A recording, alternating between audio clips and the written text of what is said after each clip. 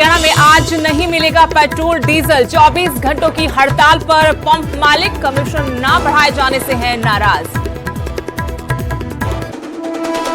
दिल्ली के बाद हरियाणा में भी प्रदूषण ने बंद करवाए स्कूल। दिल्ली के साथ लगते 4 जिलों में 17 नवंबर तक बच्चों की छुट्टियां, पराली जलाने पर भी रोक।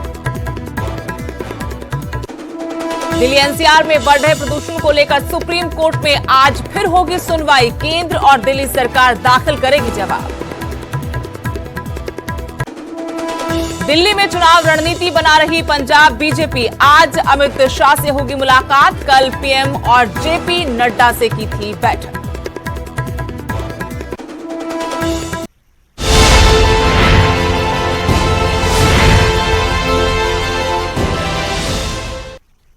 नमस्कार, स्वागत है आपका। आपके साथ मैं हूं स्तेश नैन मोर। बुलेटिन की शुरुआत करेंगे बड़ी खबर के साथ। आज हरियाणा के पंपों पर पेट्रोल डीजल नहीं मिलेगा। पंप मालिकों की 24 घंटे की हड़ताल है, जिसके चलते आज आपको हरियाणा में पेट्रोल और डीजल लेने में दिक्कत होगी, क्योंकि पेट्रोल पंप मालिक 24 घंटे की हड़ताल पर हैं। कमीशन बढ़ाने की इनकी मांग है। मांगे ना मानने पर लंबी हड़ताल की भी चेतावनी दी गई है।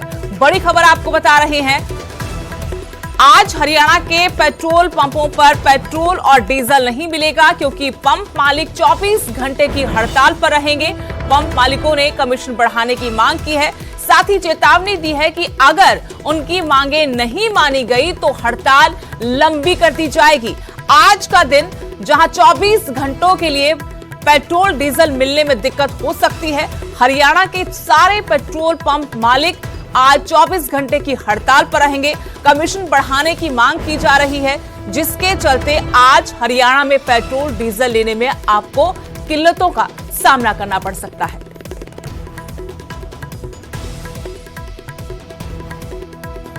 करनाल से मेरे सहयोगी हिमांशु नारंग जुड़े हैं और जानकारी उनसे लेंगे। हिमांशु, 24 घंटे की हड़ताल पर हरियाणा के पेट्रोल पंप मालिक हैं।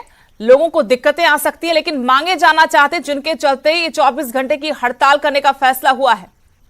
सुदेश, विस्तार से मैं बताना चाहूंगा। एक तो जो एक्साइज ड्यूटी अभी केंद्र सरकार की तरफ से कम की गई थी, उसको लेकर ये पेट्रोल पंप मालिक चाह रहे हैं कि हमें भारी नुकसान हुआ है, इसके चलते उस नुकसान की भरपाई होनी चाहिए। साथ ही साथ पेट्रोल पंप मालिकों का ये भी कहना है कि पिछले 4 साल से जो कमीशन बकाया है, डीलर कमीशन, वो डीलर कमीशन हमें जल्द से जल्द मिलना चाहिए। साथ ही साथ हरियाणा में जो वैट रेट है वो घटा देना चाहिए, क्योंकि जो डीजल के रेट हैं पड़ोसी राज्यों में, पंजाब हो, चाहे हिमाचल हो, जम्मू कश्मीर हो, चंडीगढ़ हो, उसके बराबर किया जाना चाहिए। चौथी मांग ये भी है कि विदेशों से अन्य प्रकार का जो तेल है, बेस ऑयल है, वो मंगवाकर प्रदेश में अलग अलग गोदाम जो है नकली डीजल बनाते हैं और उसकी बिक्री की जाती है, तो उस बिक्री पर रोक लगनी चाहिए। ये 4 प्रमुख मांगे हैं, जिसको लेकर आज सुबह 6 बजे से कल सुबह 6 बजे तक जो पेट्रोल डीजल मालिक हैं, जो पंप के एसोसिएशन है, वो हड़ताल पर चली गई हैं। हालांकि पोस्टर जरूर लगा दिए गए हैं, 3-4 दिन से मीडिया के अंदर जरूर जानकारी मिल रही है, लेकिन बहुत से लोग ऐसे होते हैं जो सफर करते हैं और अचानक से ये डर बना रहता है कि कहीं पेट्रोल खत्म ना हो जाए, डीजल खत्म ना हो जाए, उसके चलते उन्हें परेशानी का सामना करना पड़ता है। हालांकि इमरजेंसी सर्विस देंगे या नहीं देंगे, इसके बारे में भी कुछ नहीं कहा जा सकता है। और यहाँ पर भी हम सुबह से ही देख रहे हैं, जो अलग अलग पेट्रोल पंप हैं वो बंद कर दिए गए हैं और वहां पर बकायदा एक नोटिस चिपका दिया है, पोस्टर चिपका दिए हैं कि आम जनता को असुविधा के लिए खेद है, लेकिन हमारी मांगे सरकार से हैं और ये मांगे जल्द पूरी होनी चाहिए।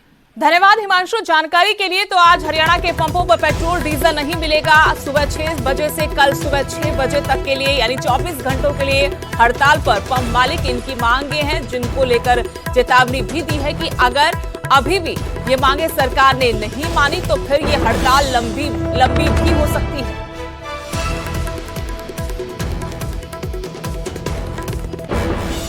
उधर हरियाणा के 4 जिलों में स्कूल बंद कर दिए गए हैं। प्रदूषण के बढ़ते स्तर को देखते हुए हरियाणा सरकार ने बड़ा फैसला किया है। दिल्ली के बाद हरियाणा में भी स्कूल अब बंद हो गए हैं। दिल्ली से लगते 4 जिलों के सभी स्कूलों को 3 दिन के लिए बंद करने का फैसला हुआ है, जिसमें गुरुग्राम, फरीदाबाद, झज्जर, सोनीपत जिलों के स्कूल बंद रहेंगे। 17 नवंबर तक 4 जिलों में स्कूल बंद रहेंगे। सभी तरह के निर्माण कामों पर भी पाबंदी लगा दी गई है।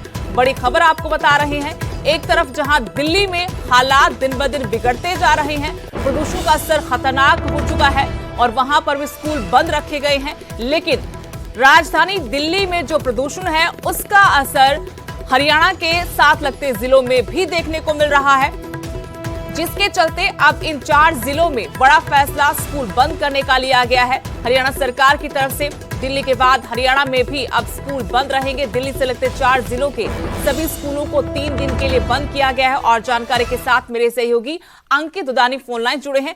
अंकित, राजधानी दिल्ली के बाद अब प्रदूषण की मार हरियाणा पर पड़ रही है और 3 दिनों के लिए 4 जिलों में स्कूल बंद किए गए हैं। क्या कुछ और जानकारी है और सरकार प्रदूषण के इस मामले पर किस तरीके से मंथन कर रही है? बिल्कुल बिल्कुल सुदेश, क्योंकि 4 जिले जो हैं दिल्ली के लगते हैं, वो गुरुग्राम है, फरीदाबाद है, सोनीपत है और झज्जर है। उन चारों जिलों के अंदर जहां स्कूल बंद किए गए हैं, वहीं जो निर्माण कार्य है उनके ऊपर पूरी तरह से रोक लगा दी गई है। जो कूड़ा जो है वो अभी नहीं जलाया जाएगा 4 दिन तक, वो उसके ऊपर पूरी तरह से रोक लगा दी है।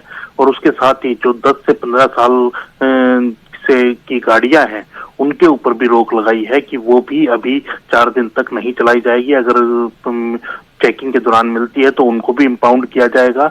और डिप्टी कमिश्नर को ये सख्त आदेश दिए गए हैं कि जो छोटी छोटी कमेटियां बनाई जाएं और चेकिंग की कमेटियां बनाई जाएं और चेक किया जाए, और चेक के दौरान जो भी इनका अनुशासन का हीनता करता हुआ पाया जाता है उसके खिलाफ कार्रवाई की जाए, सख्त से सख्त कार्रवाई की जाए। क्योंकि जिस तरह से सुप्रीम कोर्ट ने सख्त टिप्पणी की है और दिल्ली सरकार ने कदम उठाए हैं, उसी लिए अब हरियाणा सरकार भी पूरी तरह से सक्रिय नजर आ रही है। और 4 जो जिले हैं गुड़गांव, फरीदाबाद, सोनीपत और झज्जर, उनके लिए अभी ये कदम उठाए गए हैं। और 17 तारीख तक ये स्कूल बंद रहेंगे। वो निजी स्कूल हो, प्राइवेट स्कूल हो, कोई भी स्कूल हो। और एक और बड़ा फैसला लिया गया है कि जो प्राइवेट हो या सरकारी कर्मचारी हैं वो वर्क फ्रॉम होम करेंगे। ये 17 तारीख तक वर्क फ्रॉम होम काम करेंगे, वो नहीं जाएंगे, जिससे कि उनके व्हीकल जो हैं वो नहीं चलेंगे। तो कहीं ना कहीं एक हरियाणा सरकार पूरी तरह से संजीदा है पोल्यूशन को लेकर के।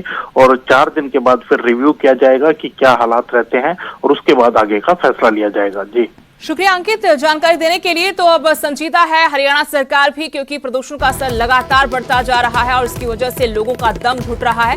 न सिर्फ राजधानी दिल्ली में बल्कि उसके साथ लगते हरियाणा के भी 4 जिलों, जिनमें गुरुग्राम, फरीदाबाद, झज्जर, सोनीपत है, स्कूल बंद करने का फैसला हुआ है। 17 नवंबर तक 4 जिलों में स्कूल बंद रहेंगे। सभी तरह के निर्माण कामों पर भी प्रशासन की तरफ से पाबंदी लगा दी गई है और लोगों से भी अपील की जा रही है कि इस दौरान किसी भी तरीके से कूड़ा करकट ना जलाया जाए। और साथ ही निर्माण कार्य भी बंद कर दिए गए हैं।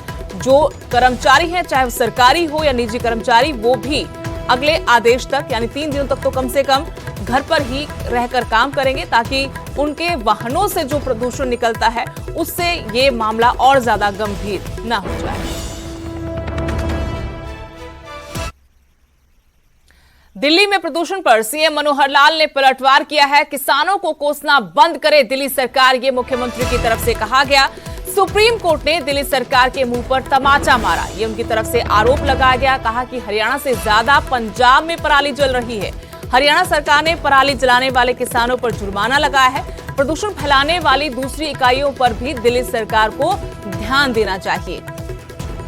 एक बार फिर से प्रदूषण को लेकर दिल्ली, हरियाणा और पंजाब की सरकारें आमने सामने हैं। खासतौर पर नवंबर के महीने में दिवाली के बाद हालात तीनों ही राज्यों में बेहद गंभीर हो जाते हैं। खासकर दिल्ली में लोगों का दम घुटना शुरू हो जाता है और दिल्ली में जो प्रदूषण है वो मामला सुप्रीम कोर्ट में, सुप्रीम कोर्ट भी इस मसले पर गंभीरता से विचार कर रहा है। और दिल्ली में प्रदूषण पर अब मुख्यमंत्री मनोहर लाल ने पलटवार किया। कहा कि किसानों को दिल्ली सरकार कोसना बंद करे। सुप्रीम कोर्ट ने दिल्ली सरकार के मुंह पर तमाचा मारा है। उन्होंने कहा हरियाणा से ज्यादा पंजाब में पराली जल रही है। हरियाणा सरकार ने पराली जलाने वाले किसानों पर जुर्माना लगाया। प्रदूषण फैलाने वाली दूसरी इकाइयों पर भी दिल्ली सरकार को ध्यान देना चाहिए। बहुत जबरदस्त तमाचा सुप्रीम कोर्ट ने मारा है उनका कि आप हर बार किसान को ही पिटते रहते हो, जबकि किसान के अलावा और इतने सारे विषय हैं जिसमें से प्रदूषण होता है, उस प्रदूषण के ऊपर आप बोलते नहीं हैं। यानी किसानों वाली फॉगिंग पराली उसका तो हमने खूब प्रबंध किए हैं, हमने मशीनें भी बांटी हैं, हमने उनको जुर्माने भी लगाए हैं, हमने 1000 रुपया प्रति एकड़ उनको इंसेंटिव भी दिया है। हम जितना कर सकते हैं पर्याप्त किया है। बल्कि हरियाणा का और अगर पंजाब का देखें तो पंजाब और हरियाणा की पराली में कम से कम 20 गुना ज़्यादा पंजाब के अंदर पराली जलाई गई है। हमारे पास डाटा रोज़ आंकड़े आ रहे हैं। हमारे यहाँ 183 केस हुए पराली जलाने के और वहाँ 3200 बल्कि इससे भी ज़्यादा केसेस जो है। वहीं पंजाब के सीएम पर हरियाणा के कृषि मंत्री का वार। दिल्ली हिंसा में शामिल लोगों को 2-2 लाख रुपए देने पर उन्होंने कहा किसान आंदोलन कांग्रेस का है, बस झंडा हटा दिया। केंद्र सरकार किसानों की बात मानने को तैयार है, ये भी जेपी दलाल ने कहा। दिल्ली सरकार किसानों को बदनाम ना करे। किसान आंदोलन का जिक्र एक बार फिर से पंजाब के सीएम पर हरियाणा के कृषि मंत्री ने जब पलटवार किया। दिल्ली हिंसा में शामिल लोगों को 2-2 लाख रुपए देने पर उन्होंने कहा कि किसान आंदोलन कांग्रेस का है, बस झंडा हटा दिया। जेपी दलाल ने कहा कि केंद्र सरकार किसानों की बात मानने को तैयार है, दिल्ली सरकार किसानों को बदनाम ना करे। रहा हूं कि ये जो आंदोलन है कांग्रेस का आंदोलन है, जो झंडा अपना हटा दिया उन्होंने और सरकार को अस्थिर करके कुर्सी हटाने की कोशिश कर रहे हैं। लेकिन देश का किसान हो, हरियाणा का किसान हो, किसी भी रूप में राहुल गांधी को अपना नेता नहीं मानेगा, क्योंकि कांग्रेस ने ही किसानों का शोषण किया है। आज मोदी जी की नीतियों की वजह से किसान को फायदा मिल रहा है, डायरेक्ट पैसा मिलता है। फतेहाबाद में बढ़ते प्रदूषण और खेतों में पराली जलाने को लेकर अब खुद उपायुक्त ने मोर्चा संभाला। खेतों में पराली को आग लगाई गई और आग को बुझाने के लिए खुद डीसी, एसडीएम और कृषि अधिकारी खेतों में उतर गए। लेकिन आग पर काबू पाने के लिए दमकल विभाग को बुलाया गया। जब तक फायर ब्रिगेड की गाड़ियां मौके पर नहीं पहुंची, तब तक डीसी और एसडीएम खुद आग बुझाने में जुटे नजर आए। तस्वीरें आपको दिखा रहे हैं। फतेहाबाद में भी प्रदूषण का स्तर खतरनाक हो चुका है। यहां पर भी लोगों का सांस लेना तक दुभर हो गया है। इस बीच में लगातार किसानों की तरफ से पराली जलाने के मामले भी सामने आ रहे हैं। प्रशासन सख्ती दिखा रहा है, जुर्माना हो रहा है, मुकदमे दर्ज हो रहे हैं। बावजूद इसके किसान पराली जला रहे हैं। और जब ऐसा ही मामला फतेहाबाद में फिर देखने को मिला तो मौके पर डीसी पहुंचे, एसडीएम और कृषि विभाग के आला अधिकारी, और आग बुझाने में खुद ही ये अधिकारी जुट गए ताकि प्रदूषण का स्तर और ज्यादा खतरनाक ना हो। यहां पर स्थिति काफी गंभीर पहले से है। जब तक फायर ब्रिगेड की गाड़ियां मौके पर पहुंची, तब तक ये तमाम आला अधिकारी खुद ही आग बुझाने में जुटे रहे।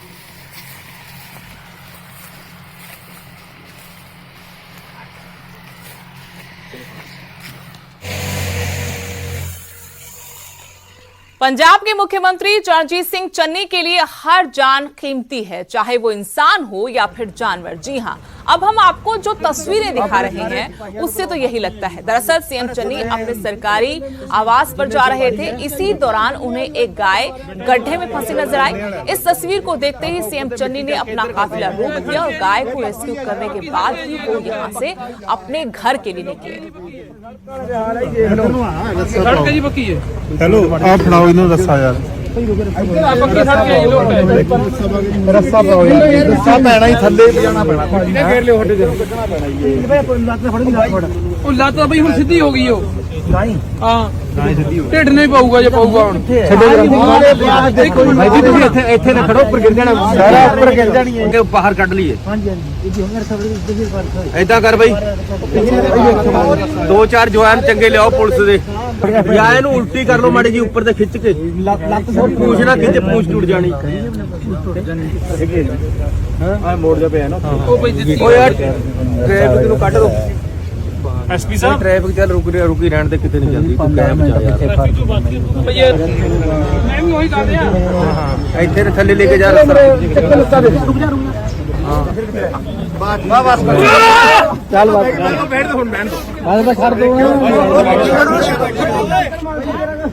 ਸਿੰਘ ਬੜੇ ਤਿੱਖੇ ਆਰਾਮ ਨਾਲ।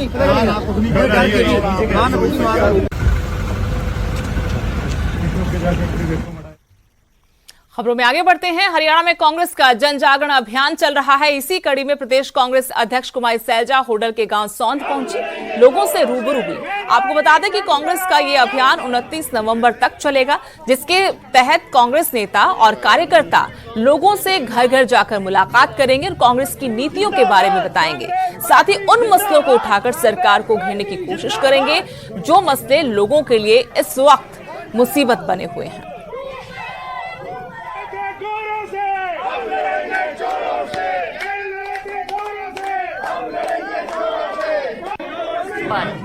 लोगों के बीच में जाकर सोनिया जी के, राहुल जी के निर्देशानुसार लोगों में, चाहे वो गांव है, कस्बे हैं, लोगों के बीच में जाकर उनकी व्यथा सुन रही है और उनकी आवाज उठा रही है। और मेरा सभी से यही आह्वान है कि हम लोगों के बीच में जाएं, उनकी आवाज बने और इस जो गूंगी, बहरी, अंधी सरकार हो चुकी है भारतीय जनता पार्टी सरकार, मोदी सरकार, खट्टर सरकार, हम इनके कान खोलें और लोगों की व्यथा इनके सामने। फतेहाबाद में घर में घुसकर हवाई फायरिंग का मामला सामने आया है। लाठी डंडों और तलवारों से भी हमला किया गया है। हमला जो हुआ है उसमें दोनों पक्षों के कई लोग घायल हुए। लोगों ने एक युवक को पकड़कर पुलिस के हवाले भी किया, जबकि बाकी लोग फरार हैं। तस्वीरों में आप देख सकते हैं कि कैसे हमलावर लाठी डंडों से लैस होकर वार कर रहे हैं और छत पर युवक बंदूक लहरा रहा है। ओ चला गोली, ओ गोली चला, चला गोली। ब्याह कौन के काम हुआ है? काम को ना के भाई आज हम गाड़ी डाले आज किते गाड़ी एक रुक जा पहले किते पिस्टल यार मार हम ही खड़े हैं। मना खबी खान गोली चलाऊंगा। ओ खड़े हो अरे बे बंदा भीगा 20 बंदा बुला रखा है।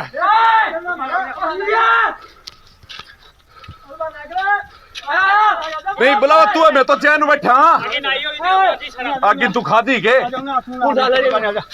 और पिस्टल यार खड़े है भाई और बंदा बुला रखा है मेरे। रुक जा करान दे, पुलिस वाला आन दी रुड़ा और रुड़ा नीचे ना जान दी, पुलिस आन दे कर। उधर बहादुरगढ़ में मामूली बात को लेकर एक महिला की बेरहमी से हत्या कर दी गई। हत्या के बाद आरोपी ने मौके से फरार होने के लिए छत से ही छलांग लगा दी, जिसकी वजह से वो गंभीर रूप से घायल हो गया। आरोपी को इलाज के लिए अस्पताल में भर्ती करवाया गया। ये तो मुझे पता नहीं है सर कि किस तरीके से घटना हुई है। अभी तो सर खाली बस मैं ड्यूटी पे था और मेरी वाइफ सो रही थी, इसने सोते में बात किया। ये निरंजन था और मेरा मतलब कोई इनसे लड़ाई झगड़ा नहीं था। इनने पता नहीं किस चीज़ से रंजिश निकाली है जो मेरी वाइफ को मारा। पहले निरंजन लॉकडाउन में मतलब मेरे पास खाना खाता था, जब मैंने उसे हटा दिया तो उसने इस चीज़ की रंजिश निकाली। नवनीत पांडे है जो 3 व्हीलर चलाता है, उसकी पत्नी अपने बच्चे के साथ अपने किराए के मकान में रह रही थी छोटा नगर में ही। वहाँ उसी मकान में निरंजन नाम का एक बिहार का लड़का और रहता था जो इन्हीं के साथ खाना वगैरह खाता था। तो इन्होंने उसको खाने के लिए मना करा होगा, उसी कारण से उसने आज। और अभी के लिए इस बुलेटिन में इतना ही। नमस्कार।